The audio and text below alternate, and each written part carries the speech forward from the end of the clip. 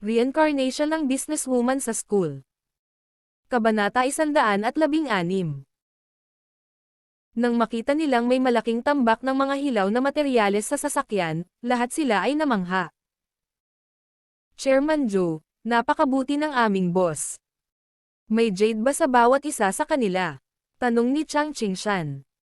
Kung karamihan sa kanila ay may jade sa loob, sila ay nagkakahalaga ng isang kapalaran. Hindi ko alam, kailangan nating maghintay hanggang sa maputol sila, sagot ni Zhou Zhenghong.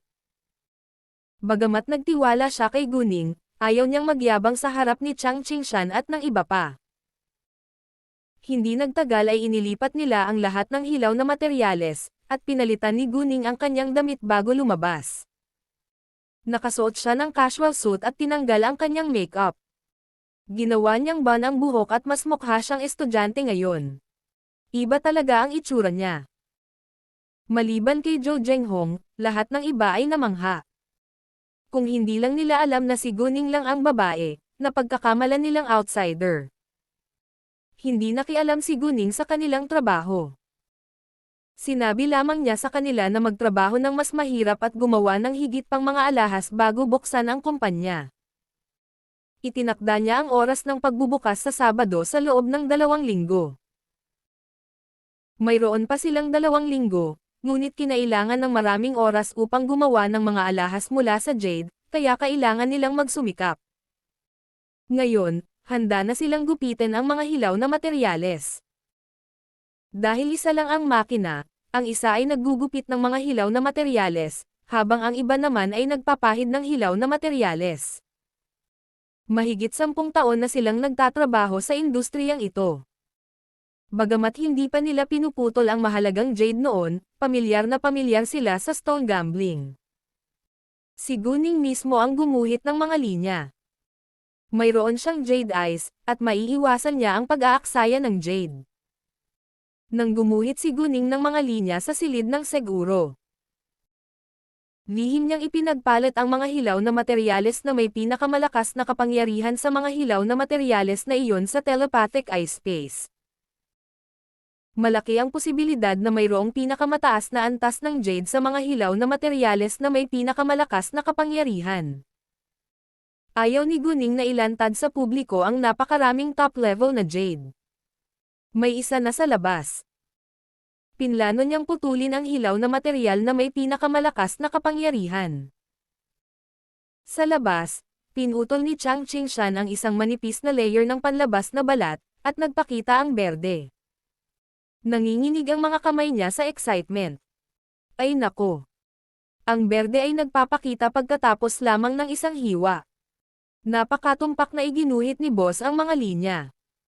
Hindi, dahil ito sa pambihirang kakayahan ni boss. Ang una ay nagpapakita ng berde. Kinikilig na sabi ni Chang Qingshan. Kahit na nakita ni Zhou Zhenghong si Guning ng random na pinutol ang jade, nagulat pa rin siya nang makitang muli ang jade. Narinig din ng mga manggagawa ang tungkol dito mula kay Zhou Zhenghong, ngunit nakakagulat pa rin nang sila mismo ang nagputol ng jade. Gumamit sila ng tubig upang linisin ang alikabok at ipinakita ng jade ang tunay na anyo nito. Isa itong medium-high level na jade ng uri ng yelo. Marami sa kanila ang nakahinga ng maluwag. Nagtrabaho sila sa Zufu Jewelry sa loob ng maraming taon, ngunit bihira silang makakita ng medium-high level na jade. Karamihan sa jade na nakita nila ay low level, o medium level. At saka, hindi pa sila nakakita ng maraming medium level na emerald. Ang Zufu Jewelry ay isang medium-low level na brand. Hindi nito kayang bumili ng medium-high level o high level na jade. Matapos ang pagkabigla, ipinagpatuloy nila ang pagputol ng mga hilaw na materyales. Pagkaraan ng ilang sandali, si Zhou Zhenghong at ang iba pa ay patuloy na nakakita ng berdeng palabas.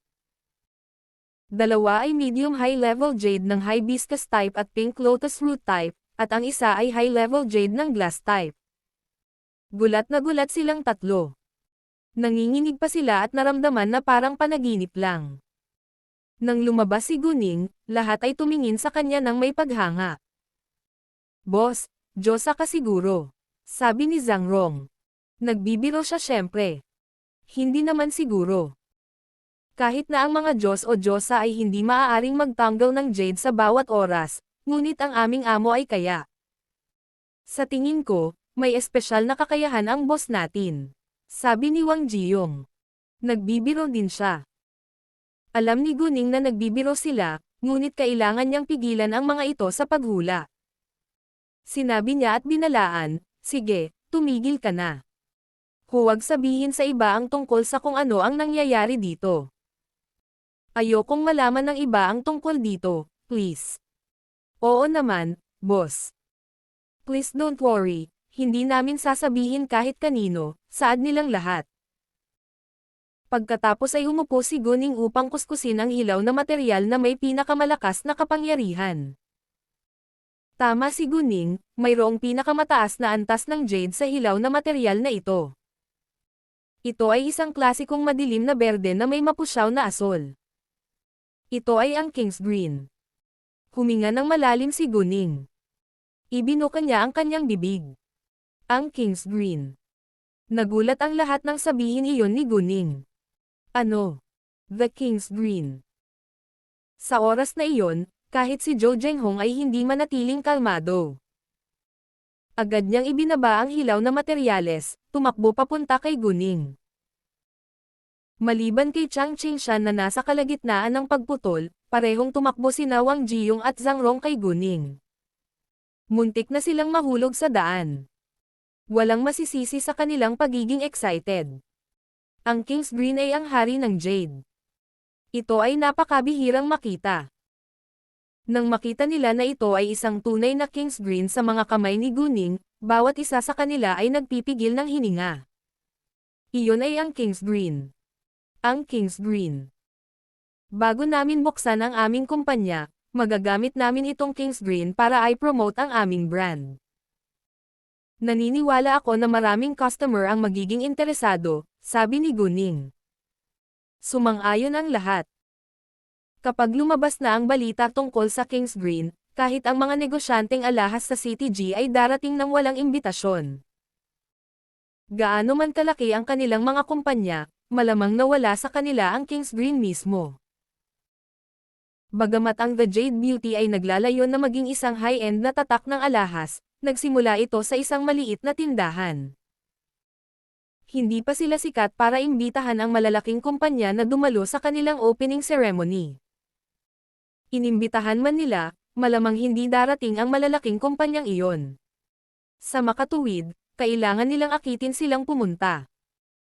Ang inaugural na pag-upload ng kabanatang ito ay naganap sa pamamagitan ng N0V3LB1N. Hanggat maraming sikat o makapangyarihang figure ang dumarating sa kanilang opening ceremony, ang tatak ng The Jade Beauty ay magiging popular sa maikling panahon. Iyon talaga ang gusto nila. Binalak ni Guning na imbitahan din sina Master Fu at Master Yan. Bagamat hindi siya sapat na maimpluwensyang imbitahan ang dalawang iginagalang na tao, tiwala si Guning na darating sila. At saka, kapag nalaman nilang nandito na ang King's Green, tiyak na darating sila. Malamang sisisihin nila siya dahil hindi niya sinabi sa kanila. Kaya sinadya ni Guning na anyayahan sila mismo sa halip na hayaan silang malaman ang kanilang sarili. Nang matapos ang lahat sa kanilang trabaho, 6:00 na ng gabi at oras na para sa hapunan. Sinabihan sila ni Guning na ilagay ang jade sa insurance room, at pagkatapos ay maaari na silang umalis. Itutuloy nila bukas.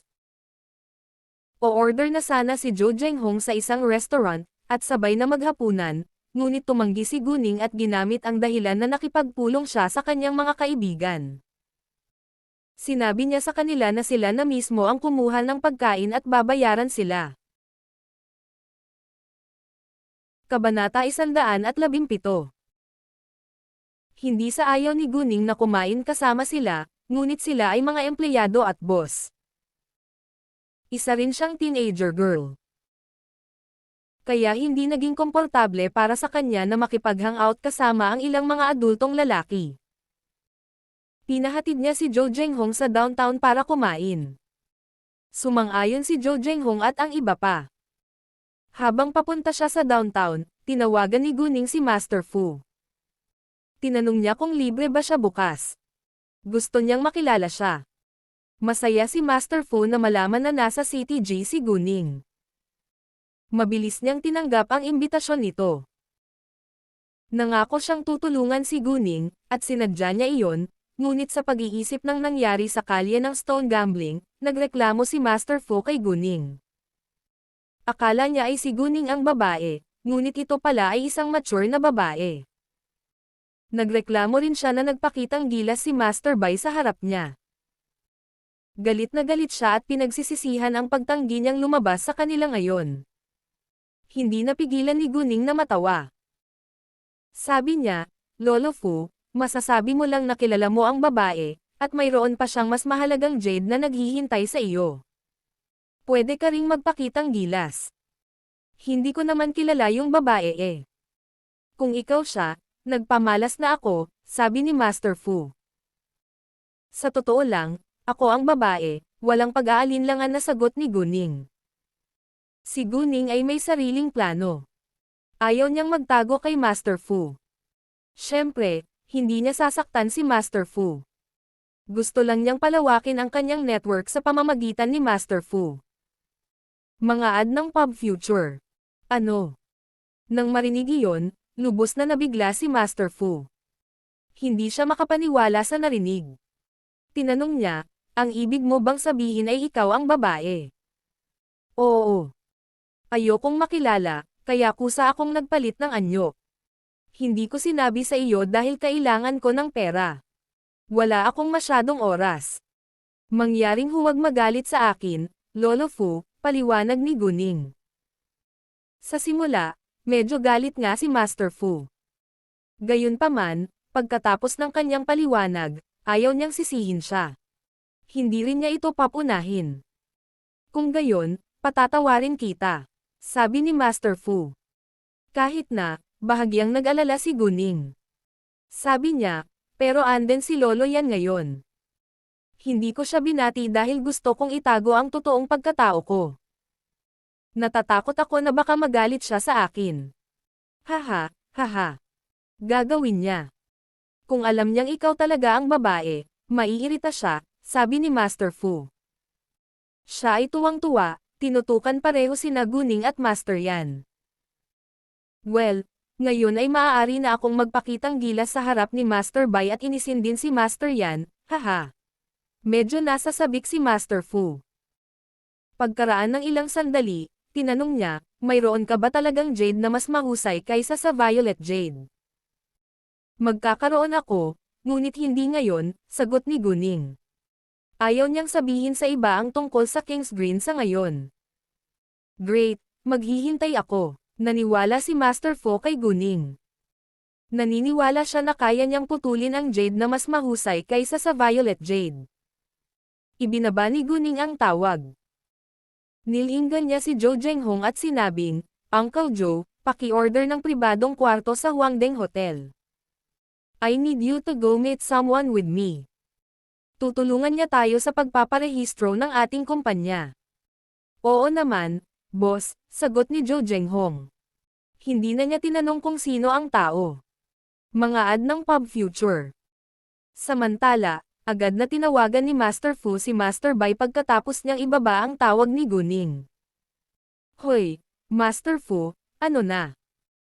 Mangyaring huwag mo akong abalahin habang pinahahalagahan ko ang aking Violet Jade. Napakaganda nitong Violet Jade. Sa sandaling sinagot ni Master Bai ang tawag, nagpakita siya ng malinaw.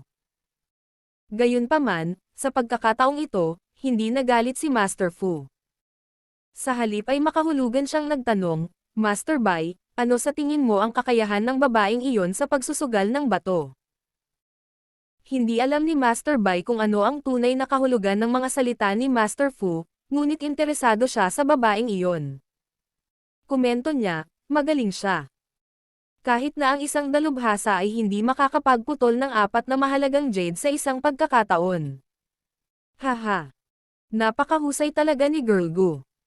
Nag-cut siya ng ilang jade na may mataas na kalidad noong nakaraang linggo. Patuloy pa rin siyang nag-cut out ng mas mahalagang jade ngayon, ngunit nangako siya sa akin na sasabihin niya muna sa akin kapag nakakuha siya ng jade na mas mahusay kaysa sa violet sa susunod. Kaya wala akong pakialam sa violet jade mo, pagmamalaki ni Master Fu. Ipinakita niya ang kanyang matalik na relasyon kay Guning. Teka, anong sabi mo? Ang babae ay ang babaeng nagngangalang Guning na sinabi mo sa akin noon, ngunit hindi siya nakilala ni Master Yan. Nagulat si Master Bai nang malaman ang katotohanan. Hindi siya makapaniwala. Talaga. Kilala ni Master Yan si Guning, ngunit nabigo siyang makilala siya. Ang dahilan kung bakit nasa sabik si Master Bai ay dahil malalim ang impluwensya ni Master Fu at Master Yan sa kanya. Pareho nilang mataas ang tingin kay Guning, at binanggit ang kanyang pangalan ng maraming beses. Kung hindi siya magiging interesado sa isang estranghero. Itong si Guning na bata pa, ngunit may mahusay na kakayahan. Hindi lamang siya naggupit ng maraming esmeralda, pumili din siya ng 2 tunay na antik. Pambihira ang kanyang kakayahan. Gayunpaman, sasabihin muna ni Guning kay Master Fu kapag nagkaroon na siya ng mas magandang jade sa susunod. Si Master Bai ay nagseselos na ngayon. Isang mas mahusay na jade kaysa sa violet jade. Ito ay dapat na isang top-level jade. The King's Green, Blood Beauty, Purple Eyes, Smurfs, Fulasho, at iba pa. Sa pag-iisip sa jade na iyon, natuwa si Master Bai. Bagamat alam niyang mahirap hanapin ang jade na iyon, naniniwala siya na may kakayahan si Guning. Hindi, nagpa siya si Master Bai na kailangan niyang makilala ang babae. Hindi niya papayagan si Master Fu na makuha ang top-level na jade bago siya. Oo. Iyon ay dahil ayaw niyang makilala siya. Binago niya ang kanyang hitsura. Sige, may lakad ako ngayon. Hindi madalas pumupunta si Girl Go sa CTG. Niyaya niya akong kumain bukas ng umaga kasama niya. Hindi naman pwedeng tanggihan yun, diba? Haha, pagmamalaki ni Master Fu. Diretso niyang ibinaba ang tawag. Sa totoo lang, naiintindihan ni Master Fu kung bakit sinabi sa kanya ni Guning ang totoo, ngunit wala siyang pakialam. Malaki ang impresyon niya sa kanya. Bilang karagdagan, mayroon siyang mahusay na kakayahan, kaya't taos-puso niyang nais na maging kaibigan siya at suportahan siya. Bago pa makapagsalita si Master Bai, ibinaba na ni Master Fu ang tawag. Nainis siya. At muntik nang mabagsak ang phone niya sa lupa. Kabanata 118. Agad siyang tumawag pabalik, ngunit hindi sumagot si Master Fu. Si Master Bai ay lalong hindi mapakali, naglalakad pa atras at pasulong sa sala. Dad, ano pong nangyayari? Bumaba ang isang lalaking nasa katanghaliang gulang. Napansin niya si Master Bai na kinakabahang naglalakad sa sala. Ang lalaking nasa katanghaliang gulang na ito ay eksaktong lalaking nakilala ni Guning ngayon. Siya ay tinawag na Chairman Bai, ang anak ni Master Bai, Bai Linwei. Sinabi sa akin ni Master Fu na ang babaeng nakilala natin ngayon ay ang babae, si Guning. Maraming beses na siyang napag-usapan ni Master Fu at Master Yan sa harap ko. Sinabi pa niya na sasabihin muna sa kanya ng dalaga kung makakakuha siya ng mas magandang jade sa hinaharap. Ang isang mas mahusay na jade kaysa sa violet jade ay dapat na top-level jade. Ang top-level jade, galit na sabi ni Master Bai. Parang na-miss na niya ang top-level jade. Ano? Ang babaeng nakilala natin ngayon ay ang babaeng binanggit ni Tito Fu noon. Bakit hindi siya nakilala ni Tito Yan? Nagulat si Bai Linwei. Marami na ring narinig si Bai Linwei tungkol kay Guning. Siya ay humanga at na-curious sa kanya. Sinabi ni Master Fu na ayaw niyang makilala, kaya nag-disguise siya. Nabigo pa nga siyang makilala ni Master Yan. Ang babae ay kakain kasama si Master Fu bukas. Pupunta din ako. Hindi ko hahayaang makuha ni Master Fu ang jade bago ako, sabi ni Master Bai. Gayunpaman, hindi sinasagot ni Master Fu ang kanyang tawag. Ano ang dapat niyang gawin? Maaari niyang tawagan si Master Yan. Kaya naman, agad na tinawag ni Master Bai si Master Yan. Tinawagan din ni Guning si Master Yan pagkatapos niyang ibaba ang telepono kay Master Fu. Naisip niya na ito ay hindi magalang na hindi sabihin kay Master Yan. Ang N0V3LB ang unang plataporma na naglalahad ng kabanatang ito. Nagulat din si Master Yan nang marinig ang katotohanan na ang babaeng nakilala niya ngayon ay si Guning. Nabigla siya sa pambihirang kakayahan nitong magputol ng 4 na mahalagang jade ng tuloy-tuloy, at ang kakaibang hitsura nito, ngunit hindi niya ito sinisisi pagkatapos ng kanyang paliwanag. Nang tawagan ni Master Bai si Master Yan, nalaman niyang inimbitahan din ni Guning si Master Yan. Nang iminungkahi ni Master Bai na dumalo sa pagkain kasama si Master Yan, pumayag si Master Yan. Parang gusto ni Guning na kumain ng steak ngayon, kaya pumunta siya sa isang western restaurant. Kasabay nito, si Li Zenzhen ay kumakain kasama ang isang binibini. Nagkukwentuhan sila at nagtatawanan. Nang makita ni Li Zenzhen si Guning na paparating, siya ay nabalisa at nabalisa. Bakit nasa CTG si Guning? Nandito ba siya para maghiganti sa kanya? Inimbestigahan na ni Li Zhenyu si Guning. Nalaman niya na si Guning ay isang ordinaryong bata mula sa isang mahirap na pamilyang nag-iisang magulang. Hindi siya magaling sa pag-aaral at hindi nagustuhan ng karamihan sa kanyang mga kamag-anak, ngunit ang Guning na nakita nila ng kanilang mga mata ay iba sa imbestigasyon. Si Guning sa kanilang mga mata ay may pambihirang talento sa stone gambling na may 200 milyong yuan ng kayamanan. Magaling din siyang makipaglaban. Siya ay binugbog ang ilang mga lalaki at ipinadala sila sa ospital ng mag-isa. Alinsunod dito, si Guning ay misteryoso. Si Li Zenzhen ay hindi nang ahas na mag-relax dahil lamang sa pagsisiyasat ni Li Zhenyu. Hindi siya natakot na aidmande siya ni Guning, dahil walang pruweba si Guning, ngunit nag-aalala si Li Zenzhen na maghihiganti si Guning sa kanya. Zenzhen, anong problema? Nang makitang nagbago ang mukha ni Li Zenzhen, isang magandang babae ang nagtanong. Siya ang mabuting kaibigan ni Li Zenzhen, si Su Jing. Wala, napabalik sa isip ni Li Zenzhen. Kahit na sila ni Su Jing ay mabuting magkaibigan, hindi niya sinabi sa kanya ang tungkol kay Guning. Sobrang nakakahiya, kaya ayaw niyang mawala ang mukha niya. Gusto ni Li Zenzhen na magtago kay Guning, ngunit napansin na siya ni Guning. Bukod pa rito, walang intensyon si Guning na hayaan si Li Zenzhen na makatakas sa nangyari noong nakaraan. Siyempre, hindi niya ito papatayin, ngunit tiyak na pahihirapan niya ito. Kung si Guning ay isang mahinang babae, siya ay napahamak sa huling pagkakataon. Sa makatuwid, nang makita ni Guning si Li Zenzhen, dumiretso siyang naglakad patungo sa kanya ng may malamig na mga mata. Lalong kinakabahan si Li Zenzhen. Gayunpaman, siya ay masyadong mapagmataas upang makatakas, kaya't maaari lamang niyang harapin ito. Oh, hindi ba ito Miss Li? Nagkataon lang. Plano kong kausapin ka tungkol sa ating magagandang panahon. Hindi ko inaasahan na makikilala kita dito, makahulugang sabi ni Guning na may magiliw na ngiti. Ang iba ay maniniwala na sila ay talagang mabuting magkaibigan, ngunit alam ni Li Zenzhen na malinaw na sinadya ito ni Guning. Gusto ni Guning na saktan siya.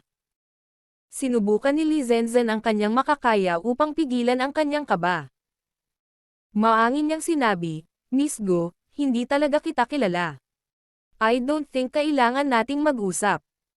Hindi namin masyadong kilala ang isa't isa. Gayunpaman, hinding-hindi makakalimutan ang nangyari sa ating dalawa, di ba? Sinadya ni Guning. Naninigas si Li Zenzhen. Talagang naiintindihan niya ang sinasabi ni Guning, ngunit nagpanggap siyang kalmado at tumanggi, hindi ko alam kung ano ang sinasabi mo. Pabayaan mo na kami, Miss Gu. Hindi mahalaga. Ipapaalam ko sa iyo. Sige, kailangan kong kumain ngayon. Oh, friendly alert, mangyaring mag-ingat, Miss Li, sabi ni Guning, pagkatapos ay wala na siya. Si Li Zenzhen ay mukhang lubhang hindi kasiya siya. Nanginginig ang katawan niya sa takot at galit. Nilinaw ito ni Guning. Binalaan niya ito na mag-ingat, na nangangahulugan na sasaktan siya. Zenzen, anong nangyayari? Sino siya? Tila napansin ni Sujing na hindi magkasundo ang dalawa. Natakot din si Li Zenzen sa isa pa. Hindi ito maaaring maging simple. Hindi kami pamilyar. Nakipagtalo lang ako sa kanya noon. Sinabi nga ni Li Zenzen ang totoo, ngunit hindi na niya sinabi ang mga detalye. Kahit na curious si Sujing, tumigil siya sa pagtatanong dahil ayaw sabihin ni Li Zenzen sa kanya. Magkaibigan sila, ngunit hindi ibig sabihin na walang sikreto sa pagitan nila. Nawalan ng gana si Li Zenzen ngunit halos tapos na sila. Dahil sa pagkabalisa, gusto ni Li Zenzen na makauwi ng mas maaga kaya hinimok niya si Sujing na magmadali.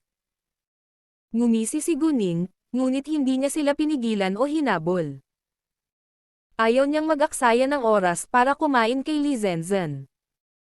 Nang umalis si Li Zenzen sa restaurant, nagpaalam siya kay Sujing at sabay-sabay na umuwi. Pagkatapos niyang kumain, pumunta si Guning para bumili ng mga pang-araw-araw na pangangailangan sa palengke. Iyon ang lahat ng mga bagay na kailangan niya sa kanyang apartment. Hindi makapagpahinga si Li Zenzen hanggang sa makauwi siya. Hingal na hingal siya at pinagpapawisan. Napansin ni Li Zhenyu na may mali. Maingat niyang tanong, Zenzen, anong nangyari? Nakakatakot ang itsura mo. Kakakilala ko lang kay Guning. Binalaan niya ako na mag-ingat. Sa palagay ko ay sasaktan niya ako, kaya mabilis akong umuwi, sabi ni Li Zenzen. Medyo nanginginig ang boses niya. Ano? Ayos ka lang. Nagulat at nag-alala si Li Zhenyu. Kabanata 119. Ayos lang ako, sagot ni Li Zenzen. Pagkatapos ay kinakabahan siyang nagtanong, talaga bang sasaktan niya ako?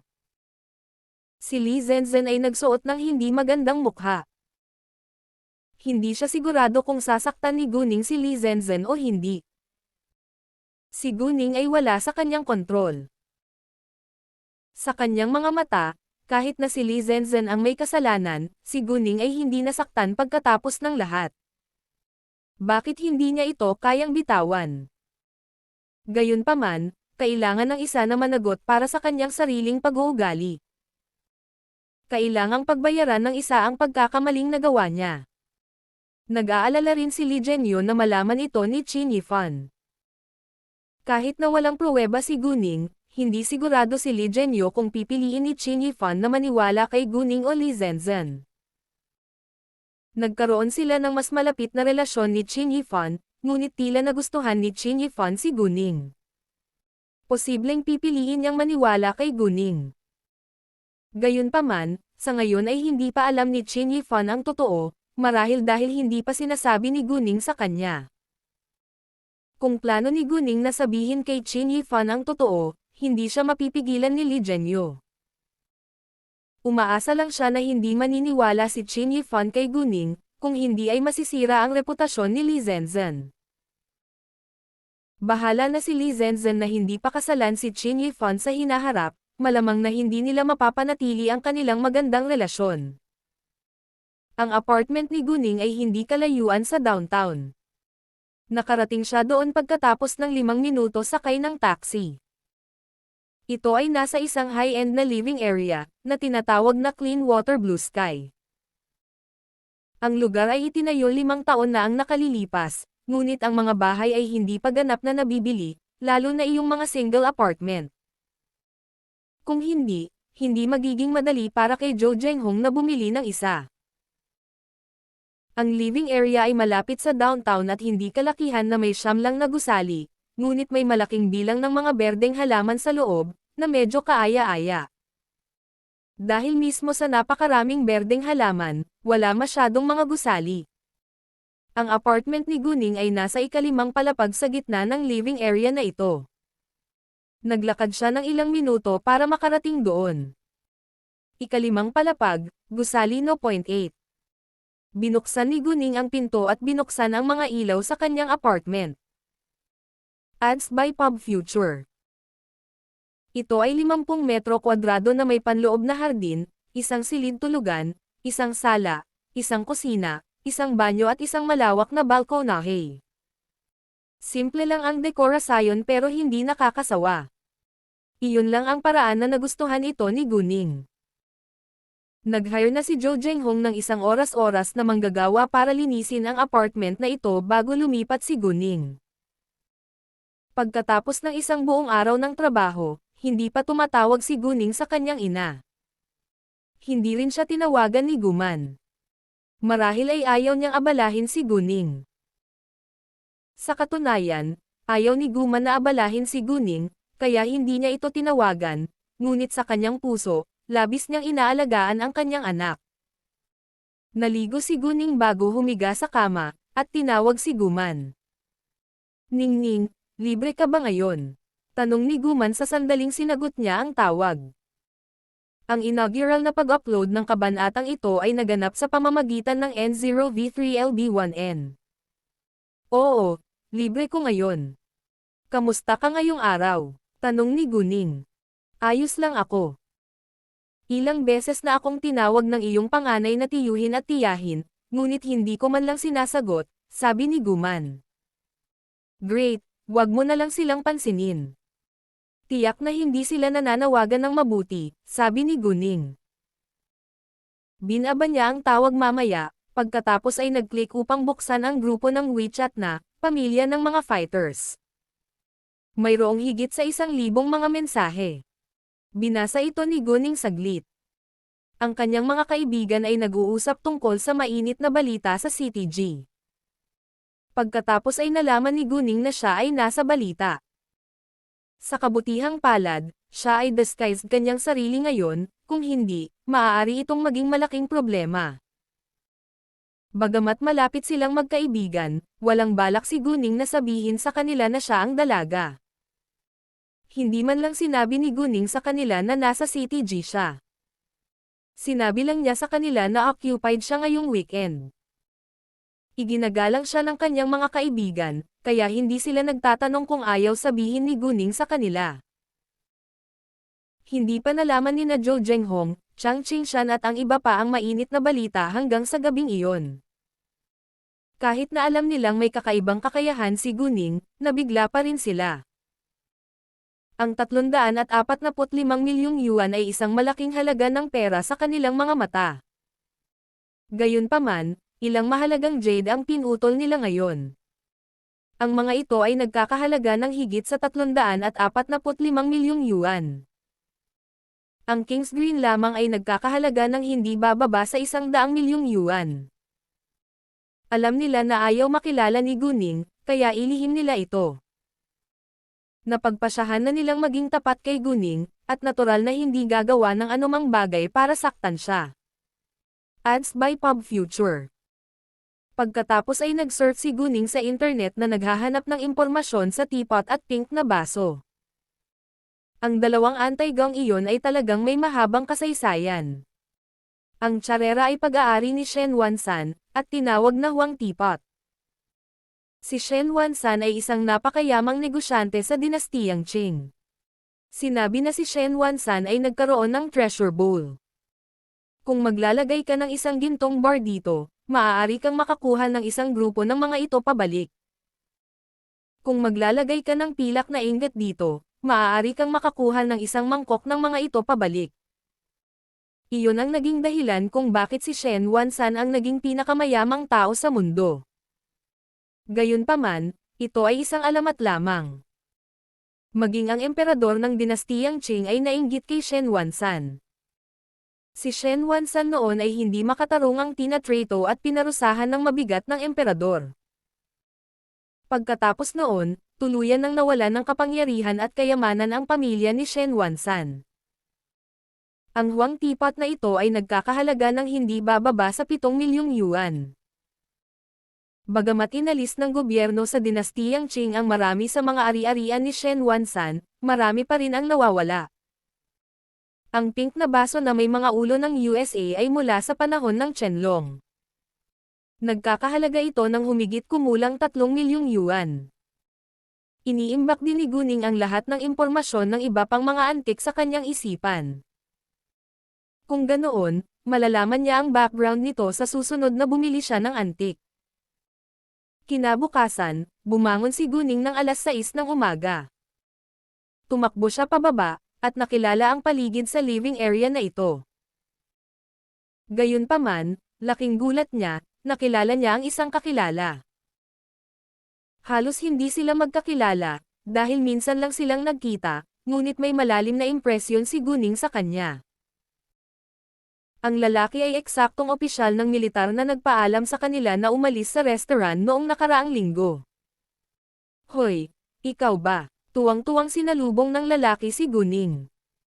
Walang masisisi sa kanyang pagiging excited. Malaki ang naitulong ni Guning sa kanila noong nakaraan.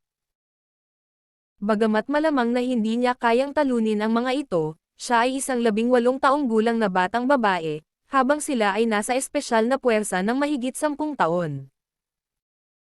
Hindi nagawang makipagkompetensya ni Guning sa kanila sa mahihirap na pagsasanay. Hay, nagkataon lang. Magiliw siyang binati ni Guning. Dito ka nakatira? Tanong ng lalaki. Oo. Ngunit mananatili lang ako dito tuwing katapusan ng linggo kung may kailangan akong harapin, sagot ni Guning. Oh, Chen Meng ang pangalan ko. Ano nga pala ang pangalan mo? Tanong ni Chen Meng. Ako si Guning, sagot ni Guning. Natutuwa akong makilala ka. Inabot ni Chen Meng ang kanyang kamay. Bahagyang nakipagkamay si Guning. Kinagagalak kong makilala ka rin. Kabanata 120. Sa tingin ko, magaling ka sa pakikipaglaban. Well, would you mind if we have a competition? Bagamat naramdaman ni Chen Meng na ito ay bahagyang hindi magalang, sinubukan niya itong subukan. Si Chen Meng ay isang matandang lalaki, habang si Guning ay isang teenager na babae. Tila hindi patas, ngunit talagang curious siya sa kakayahan ni Guning. Gayunpaman, nasa sabik si Guning sa kanyang imbitasyon. Gusto niya talagang mag-practice. Si Chen Meng ay naglingkod sa militar. Hindi rin siya isang ordinaryong sundalo. Kung gusto ni Guning na magsanay, siya ay isang mahusay na pagpipilian. Sa makatuwid, sa sandaling anyayahan siya ni Chen Meng, sumagot si Guning, oo naman. Nagkaroon ako ng parehong ideya. Pagkatapos, pareho silang pumunta sa isang malawak na parisukat upang makipagkompetensya sa isa't isa. Sa simula, wala sa kanila ang gumamit ng buong lakas, hindi dahil sa kawalan ng respeto, kundi dahil ayaw nilang ipakita agad ang tunay nilang lakas. Aayusin nila ang kanilang mga sarili ayon sa kakayahan ng iba. Bilang karagdagan, hindi nila binalak na talunin ang isa pa. Ang isa ay gustong magsanay, habang ang isa naman ay gustong subukan. Kaya ito ay kahit na sa simula. Gayunpaman, ang mga galaw ni Guning ay nagulat kay Chen Meng, dahil siya ay kumilos ng propesyonal at malakas. Tiyak na nakatanggap siya ng mga taon ng propesyonal na pagsasanay. Maya-maya, naging agresibo silang dalawa, pero pantay pa rin. Si Chen Meng ay unti-unting namangha. Si Guning ay halos kasing lakas ng isang panggitnang antas na sundalo sa mga espesyal na puwersa. Nagpatuloy ang kompetisyon. Muli silang gumamit ng higit na lakas upang makipagkompetensya sa isa't isa. Kahit na mukhang pantay, alam nilang pareho silang nawawalan ng lakas. Si Guning ay hindi nagulat sa kakayahan ni Chen Meng, dahil siya ay isang opisyal ng militar, ngunit si Chen Meng ay lubos na namangha kay Guning. Napakadi kapani-paniwala. Siya ay nagsanay ng higit sa 10 taon upang maging napakalakas, ngunit ang isang 18 taong gulang na batang babae ay nagawa ang parehong bagay sa kanya. Alam ni Chen Meng na kung magpapatuloy ang kompetisyon, malamang na matalo siya, na nakakahiya. Kaya binigyan niya si Guning ng pahiwatig na huminto. Wala ring ideya si Guning kung hanggang kailan siya magpapatuloy. Hindi rin siya siguradong mananalo siya. Gusto niyang subukan ang kanyang tunay na kakayahan, kaya hindi niya ginamit ang kanyang kapangyarihan para tulungan siya. Wow, hindi ka panipaniwala. Sigurado ka bang 18 ka lang? Mukhang nadismaya si Chen Meng, ngunit hinangaan din niya si Guning. Ginamit ko na ang buong lakas ko. Hindi rin ako nakapagpatuloy, sabi ni Guning. Siya ay pagiging mahinhin. Siyempre alam ni Chen Meng na ayaw ipagmalaki ni Guning. Tinulungan din niya itong iligtas ang mukha. Nagkaroon siya ng lumalaking interes kay Guning ngayon, ngunit hindi bilang isang lalaki sa isang babae. Pagkatapos ng lahat, nagkaroon ng mahigit 10 taong agwat sa edad sa pagitan nila. Pwede ba kitang yayain na mag-almusal? Sincerity na tanong ni Chen Meng. Siyempre, tinanggap ni Guning. Naglakad ang dalawa patungo sa labas ng living area na ito. Nag-aaral ka ba ngayon sa high school? Tanong ni Chen Meng. Oo, senior ako sa CTF, sagot ni Guning. Isang senior. Pagkatapos ay dadalo ka sa National College Entrance Exam sa kalahating taon. Aling universidad ang paborito mo? Dagdag ni Chen Meng. Ang Capital University, sabi ni Guning. Ang Capital University. Medyo nagulat si Chen Meng. Tumingin siya kay Guning na puno ng paggalang ang kanyang mga mata. Wow, ito ang numero 1 universidad sa ating bansa. Siguradong napaka-akademiko mo. Hindi ko alam kung makakapasok ako o hindi. Layunin ko lang, sabi ni Guning. Naging mahinhin na naman siya. Naniniwala akong magagawa mo ito, hinimok siya ni Chen Meng. Nag-almusal ang dalawa, pagkatapos ay sabay na umuwi. Nagkataon lang na nalaman nilang sa iisang building pala sila nakatira. Gayunpaman, ang apartment ni Chen Meng ay nasa ika-12 palapag, habang ang kay Guning ay nasa ika-8 palapag. Malaki ang impresyon ni Chen Meng kay Guning nang tulungan niya silang kontrolin ang dalawang kriminal na iyon noong nakaraang pagkakataon. Gusto niyang makipagkaibigan dito. Sa makatuwid, hiniling ni Chen Meng na makipagpalitan ng kanilang mga numero sa sarili niyang inisyatiba. Kung may problema si Guning sa CTG, makakatulong siya. Bagamat hindi siya madalas magstay sa CTG, mayroon siyang network dito, lalo na sa pulisya at militar. Si Guning ay mas gustong makilala si Chen Meng. Ang isang network ay binuo mula sa magagandang impresyon, hindi ba? Bumalik si Guning sa kanyang tahanan upang maligo. Samantala, agad na tinawagan ni Chen Meng si Leng Xiaoteng, at sinabi sa kanya ang lahat. Wala siyang ideya tungkol sa kung ano ang nangyayari sa pagitan ni Leng Xiaoteng at Guning. Excited lang siya. Nakilala na rin ni Leng Xiaoteng si Guning noon, kaya makatuwirang kausapin siya. Anong meron? Maangin na sabi ni Leng Xiaoteng. Boss, hindi mo maiisip kung sino ang ngayon ko lang nakilala. Nakilala ko ang babaeng bumugbog sa dalawang nagbebenta ng droga noong huling pagkakataon sa restaurant habang tumatakbo ako kaninang umaga. Nagkaroon kami ng kompetisyon. Napakagaling niya. Hindi ko man lang siya nagawang talunin. Nakaka-disappoint talaga, sabi ni Chen Meng. Napatulala si Leng Xiaoteng nang marinig niya ang tungkol kay Guning. Nasa CTG siya. Hindi kayang talunin ni Chen Meng si Guning. Nagulat si Leng Xiaoteng. Malinaw na alam niya ang tungkol sa kakayahan ni Chen Meng. Si Chen Meng ay isang teammate sa kanyang Red Flame team. Kung si Guning ay may kapantay na kakayahan bilang Chen Meng, siya ay dapat na napakahusay at makapangyarihan. Hindi mo kayang talunin ang isang batang babae. Hindi mo ba naisip na kailangan mong magsanay at magsanay pa? Malamig na sabi ni Leng Xiaoteng. Nang marinig iyon, kinabahan si Chen Meng. Agad siyang nagsisi na sinabi kay Leng Xiaoteng. Pakiramdam niya ay nakulong siya. Hindi niya kayang talunin ang isang batang babae, na nangangahulugan na siya ay natalo.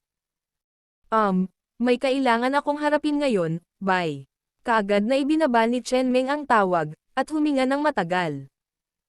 Gayunpaman, alam niyang hindi siya makakatakas sa pagsasanay sa hinaharap. Whatever, binalak din niyang mag-train pa nang makabalik sa kanyang team. Nakakahiya pa na hindi niya kayang talunin ang isang babae. Pagkatapos maligo, nanonood si Guning ng TV sa kanyang apartment. Nang malapit ng mag-10 PM, tinawagan siya ni Zhou Zhenghong. Nakapag-book na siya ng private room. Ang bilang nito ay 888. Agad na tinawag ni Guning sina Master Yan at Master Fu. Ang oras ay naayos sa 11 sa No. 888 pribadong silid sa Huangdeng Hotel.